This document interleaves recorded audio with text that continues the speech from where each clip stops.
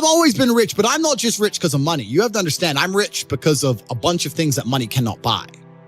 Like, I know there's people with lots of money, but they don't have the network I have. They don't have the brotherhood I have.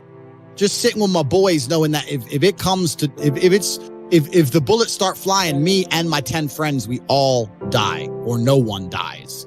Having that brotherhood, having women who would literally, you could go to jail for 10 years and they would wait for you. They exist for you and only you, completely and utterly. You are their entire universe. Like having physicality, walking through the world bigger and stronger than everyone else, having all those professional fights, and all the bad things, having the trauma, all the pain, all the bullshit I've been through. You ain't a good man if you haven't had trauma. A man without trauma is a weakling. Andrew, I've been stabbed with a knife before. Congratulate. Good. Finally, something admirable. Show me. I got 8 stitches. It was in my sleep. Good. Good. See, now that's what I like to hear. So that's what I love to hear, because as a man, you need things that almost kill you and don't kill you. So I'm rich not because of money. I'm rich because I've been through a whole bunch of shit. Like, I don't see anyone else on the planet richer than me because they're either too old or their life's been too easy. Like, I've had a very, very unique life, very, very eclectic life. I was born with the best possible start a man can have, which is good parents and no money. I've made all of my money completely myself the hard way. But I'm one of the richest men on the planet because of all the things I have that money cannot buy. My money's nothing, right? Money's easy. Like, once you're past 10 mil, let's say, there ain't nothing to buy. Once you get money, that's fine. But then I believe money is an amplifier. I don't believe money changes. I think it amplifies. So if you're a dork and you get incredibly wealthy, you become a mega dork. Whereas if you're a G and you get incredibly wealthy, you become a mega G. So I'll give you an example. It amplifies your status. It doesn't change who you are, it amplifies who you are. If you see a Lamborghini pull up and a little nerd gets out, you think, oh, fucking super tech nerd, probably invented Stripe or something, he's a nerd.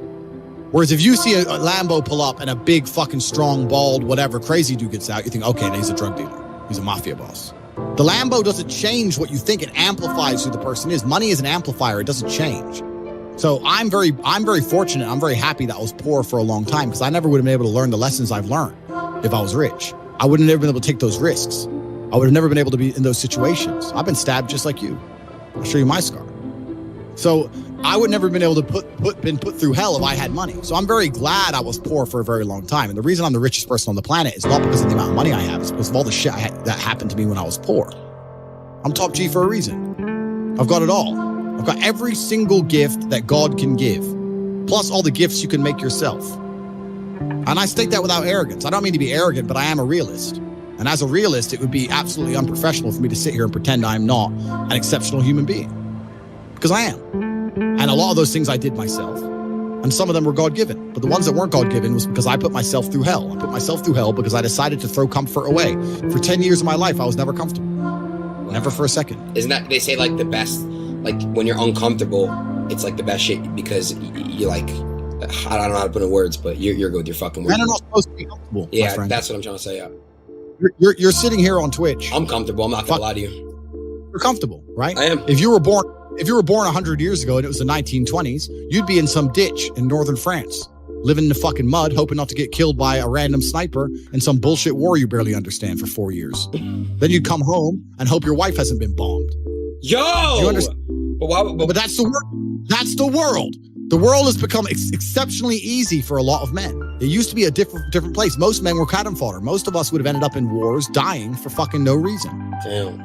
Now we don't have to do that. So because we don't have to do that, men think it's okay to just become comfortable now. You're not supposed to be comfortable. You were never evolved to be comfortable. You're supposed to be uncomfortable. Right. And if you make yourself uncomfortable constructively, it's very easy to be anything you want. You talk about GTA, Grand Theft Auto. I know the game. I used to play the old one on the PlayStation 1 when I was a child. Which one? I haven't played any. Which one? You talk about San Andreas? Very first one. Vice City, GTA 3? Yeah. Oh, the very, very, very, very first one, like 1994. Okay. But I've never played any of those games, but I find it amazing that people will sit there and spend all their time upgrading that character, making as much money as they can, getting the best guns, getting strong, getting some hoes, meeting important people, getting the best car. They'll do all that in a game, but they won't do it in real life. I find that incredible. Like, my life is GTA. I don't need to play a game for GTA. If I want a gun, I'll fucking buy it. If I want a car, I'll fucking buy it. I want a bitch, I'll get her. It's me. I am GTA. I don't see why people play the games. They play the games because they're scared of loss. Because if you die in the game, you get another chance. If you lose in the game, you get another chance. In life, you get one shot. That's what life is as a game. That's what life is as a man. This is one big video game. You get to upgrade your character. You're not born with any value. All these women that you just put me on with are born with value. They're pretty already. They're gorgeous already. They're good looking enough. Even if they're a 5, someone's going to give a shit they exist because someone wants to fuck them. As a man, if you don't make yourself valuable, you have no value. You have to get up and do it. Just like a video game, you start with fucking 0. You have to decide if you want to complete it. You have to upgrade your character. So I find it amazing that men are going to play video games and fuck about and waste their time instead of upgrading their character. Everyone knows what to do. You know what you have to do. You're right. If you had to become the most dangerous, intelligent, respectable man on the planet, you know you're supposed to go to the gym. You know you're supposed to train, learn how to fight. You know all these things. You don't do them. That's your decision. It's your prerogative. I didn't make that choice. I made the choice to do it all. I decided all of it. And every single man watching this can do the exact same thing. Which is why I have very little pity when I do these streams and people think I'm arrogant or I'm rude to people. Of course, and I know we're only joking, right? But the point is, that's a conscious decision you made. I would never make fun of someone who hasn't got a choice. I wouldn't make fun of someone born with one I arm. have a choice though. But if you've made a fucking decision to be less than you should be, then I believe you should be mocked for that decision. I agree. I feel like because like you're not living up to your full potential. Like it's your choice to basically not live up to your full potential. Completely. And me as a man, when I put myself through hell, when I have had such exacting, such stringent standards for myself, why would I then have less exacting, stringent standards on the people I meet? Damn. Why would I put myself through hell to be me and then meet someone who didn't put themselves through hell and then treat them like my equal? No, fuck you. I suffered when you didn't. So you're not my equal because you decided not to suffer. You have enjoyed comfort when I haven't, and that's fine, but don't expect me to look at you as my equal because you're not. I'll snap your fucking neck. When I tell people that you are the sum of the 5 people you spend the most time with, everyone agrees. They go, yeah, that's probably true. The 5 people you spend the most time with, that's what you're gonna end up like. They say, yeah, that's true. And then they continue to hang around with people who they don't want to be. Why? There has to be a point. There has to be a point where you sit and go, okay, you're my friends, et cetera, I love you guys. Yeah, we can talk, whatever. But I'm on a different life path. You have to leave some people behind. You wouldn't want to be, if you were to come hang out with me and you were in a room with me and my 5 friends, you'd feel self-conscious. You're right. You don't feel self with your friends. Because you only surround yourself around people that are on like your level of like. I'm with killers. We're fucking monsters. If you were to come hang around with me and my crew, you would be self-conscious, and that self-consciousness would motivate you, or they would certainly instill the discipline required for you to change. You don't feel self-conscious amongst your peers. That's why you don't change. If you were to get in a room and you're the only person who ain't a fucking monster, you'd want to become a monster. That's life. That's humanity. So that's another reason the war room exists. My organization, the reason it's so competitive is the reason we kick people out. You have to fight to keep. Even if they pay, you're like, I don't give a fuck. Get out. Like, I don't give a fuck. Get out. Come out. It doesn't matter. Everyone pays to join. You get kicked out anyway. You have to fight to keep your place. That's the whole. Damn. That's because that's how life was. If we were still in the animal kingdom, the lions that you see on TV, they weren't just born big lions. They had to fight other lions. They had to fight to get that antelope. They had to fight other animals, hyenas, jackals. They had to fight to be the boss. We're living in a comfortable world now where people think, oh, it doesn't matter. It doesn't matter. But you know what? To some degree, it does matter. It does matter. And I'll tell you who it matters to. It matters to your soul and it matters to God. I stand in the mirror with a pure heart. I know I am the best version of me that could possibly ever exist. I know that God is proud of me. There's nothing that God hates more than sloth and laziness. If God were to create a man and that man were to sit around and do fuck all, God will frown upon you. It's why you're never lucky. If you're listening to this and you think I'm never lucky, I'll tell you why, because God dislikes you because you're fucking lazy. Start to work. Start to show God the beauty of his own creations. You'd be amazed how lucky you'll become. Wow. God is unhappy with these people. And inside their hearts, they're unhappy. We talk about depression, anxiety, all those things you mentioned earlier on this podcast. That comes from self-loathing. You loathe your own weakness. You loathe your own laziness. This is what all of these things are. I don't feel depression. How can I feel depression when I'm the most powerful version of me that I could ever fucking be? How can I feel depression when I could squeeze my own hand hard enough to break my own bones? How can I feel depression when I've smashed and destroyed 68 people's faces in front of me, men who thought they could test me in fair combat? How can I feel depressed? It's impossible. Yeah, that's a mental trick. You have to rewire your brain. That's one of the things you have to rewire your brain to do. And the reason your brain needs to be rewired is because anyone who is watching this stream below the age of 30, your brain is already broken. And I'll tell you it's broken. I'll tell you why. Watch your friends when they're on TikTok. How long can they even focus on a video before they have to change? Half a second, a second, maybe. All of your minds are broken. You can't even focus on anything anymore. You're right. You are constantly distracted to the point where you can't even appreciate the good things in your life.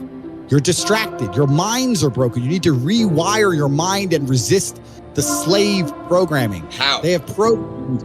I'll tell you how. First thing you have to do is identify it. You have to identify what is happening to you. I use my mind to break the trap. What I do is I allow my enemy to manipulate me on purpose. And then I use my mind to break the trap and punish the perpetrators. I will sit on TikTok for a day and I'll just enjoy TikTok. And by the end of the day, I'll watch myself. How quickly I'm looking to be entertained, how little time I give a video, how fucked up I am. And then I'll blink and I'll cure my fucking brain. You must allow yourself to be manipulated and you must fix it. All of it. You just talked about not appreciating the things you have. Then blink and cure your brain.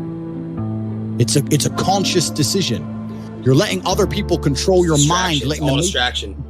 The Matrix is trying to control your mind. They're very good at it. That's what they do to control all of us. You have to break the trap. If you cannot control your own mind, let me make this point because it's extremely important.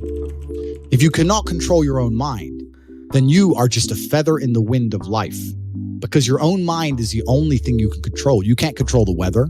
Right. You can't control other people. You can't even control whether your heart stops beating. You might have a heart attack tomorrow. You can't control anything besides what you think. If you cannot control your own mind, then you go through life with zero control, zero influence. You can't control anything. You're just a feather in the wind, waiting for life to blow you from happy place to sad place to happy place to sad place, completely hoping on the gods to be fortunate to you, because if any genuine discomfort comes your way, you're fucked.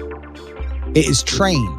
Like everything else in life, it is trained. So if you find yourself not appreciating what you have until it's gone, then you must blink and cure your brain. If you find yourself unable to focus or concentrate on tasks, you must blink and cure your brain. If you find yourself unable to go and dedicate yourself to something you don't want to do, you must blink and cure your brain. Because all of our minds have been under constant assault for years. The way the mind functions, the way people interact, has changed so significantly in the last 10 years you wouldn't believe. If you go to a party today as opposed to a party 10 years ago, they look completely different. People are acting differently. People are on their phones now than ever used to be. Even now, people will go to places only to get an Instagram picture, even if they don't enjoy the place. Wow. It's all about pretending they're having fun as opposed to actually having fun. The entire paradigm of society and how we interact has now changed. Every single thing in the world is attempting to influence you. I'll give you another paradigm that people need to understand. I ask people have these beliefs. Doesn't matter what their belief is. Doesn't matter, they believe in something. I say, where did you get that belief from? And they don't know. Oh, well, it's just how it's supposed to be. We're just supposed to wear a mask, whatever it is, right? Where did you get that belief? Who told you that? And does that person have your best interests at heart? Think about it. Think about all the things you truly believe. Think where you learned it, and think if that person actually gives a fuck about you. Because the only thing you should be learning from is personal experience from people who genuinely care about you and love you. Most people are out here believing things and repeating things that were told to them by people who don't even fucking like them, by their enemies.